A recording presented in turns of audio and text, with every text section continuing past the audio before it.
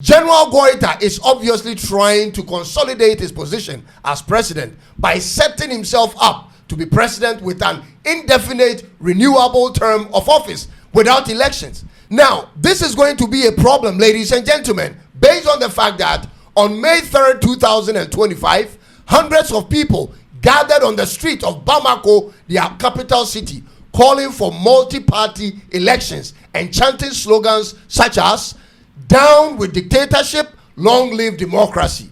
This same group of people had planned another protest on the May 9th until the junta suspended all political activities across the country, forcing the opposition parties to call off their gathering. Ladies and gentlemen, now this protest is so far the largest public display of support for democracy and an act of civil resistance against the military junta since it took over in 2020.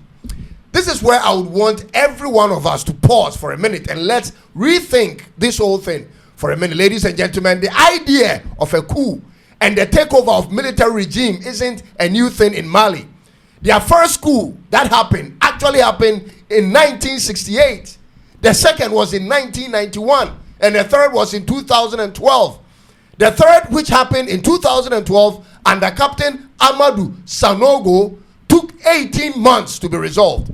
And the same reason behind that coup is just similar to the current regimes. The only addition is the stance of this current regime against ECOWAS and imperialism. Apart from that, the internal reasons are the same. It is about the military's frustration over the government's handling of the Tuareg rebellion in the northern Mali, causing jihadist insurgents and economic reasons, ladies and gentlemen.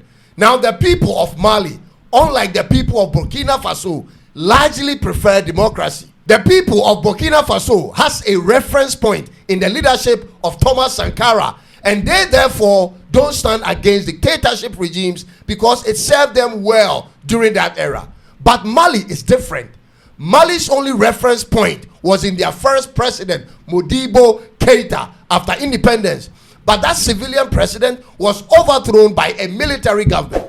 And so Mali doesn't really approve of military regimes like in Burkina Faso.